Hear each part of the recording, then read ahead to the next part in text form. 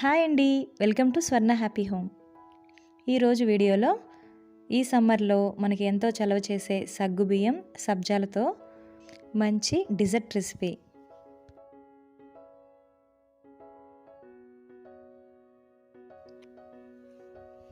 దీనికోసం ముందుగా ఒక బౌల్లో 1 టేబుల్ స్పూన్ సబ్జా గింజలు తీసుకొని ఒక అరకప్పు నీళ్లు వరకు వేసి బాగా కలిపి పక్కనుంచుకోవాలి.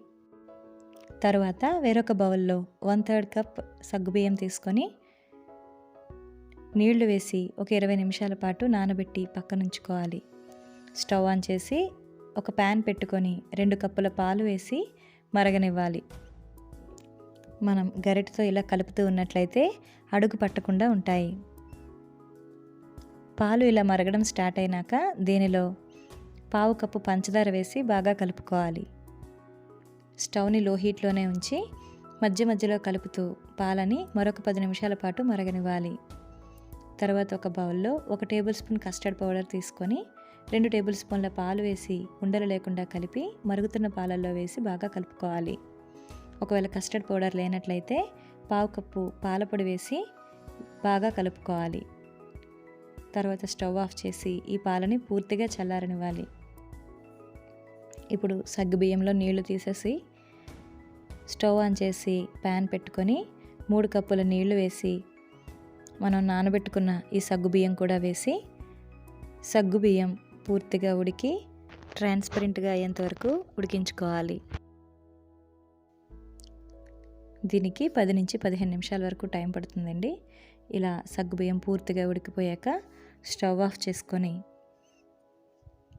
నీళ్ళు లేకుండా ఇలా వడకట్టుకోవాలి. తర్వాత దీనిపై చల్లటి నీళ్లు వేసి ఒకసారి కడిగినట్లయితే సగ్గుబియ్యం ఒకదానికొకటి అంటుకోకుండా విడివిడిగా ఉంటుంది. ఇప్పుడు ఈ సబ్జా గింజలు కూడా చక్కగా నానిపోయి ఉన్నాయి. ఇప్పుడు మనం డిజర్ట్ చేయడం కోసం ఒక బౌల్లో మనం కాచి చల్లార్చుకున్న ఈ పాలని, అలాగే ఉడికించి పక్కనుంచుకున్న ఈ సగ్గుబియ్యం, నానబెట్టుకున్న సబ్జా గింజలు, 1 టేబుల్ స్పూన్ వరకు సన్నగా కట్ చేసుకున్న బాదం పప్పు, జీడిపప్పు కూడా వేసుకోవాలి. తర్వాత మీకు ఇష్టమైన ఫ్రూట్స్ ముక్కలుగా కట్ చేసి వేసుకోవచ్చు. నేను ఇక్కడ కట్ చేసుకున్న యాపిల్ ముక్కలు, స్ట్రాబెర్రీ, గ్రేప్స్, బనానా, మ్యాంగో ముక్కలు తీసుకున్నాను. వీటన్నిటిని కూడా బాగా కలుపుకోవాలి.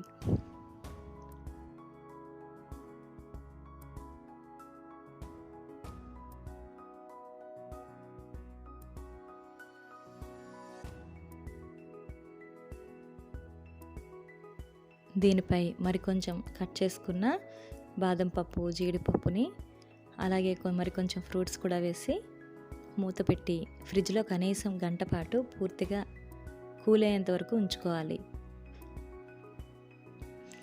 తర్వాత ఈ డిజర్ట్ని సర్వింగ్ గ్లాసెస్లో వేసుకొని పైన కొంచెం నట్స్తోనూ ఫ్రూట్స్తోనూ గార్నిష్ చేసి చల్లగా సర్వ్ చేసుకోవచ్చు. ఈ సమ్మర్లో ఇది చాలా చలవ చేస్తుంది, చాలా టేస్టీగా కూడా ఉంటుంది. Thank you for watching and please subscribe my channel.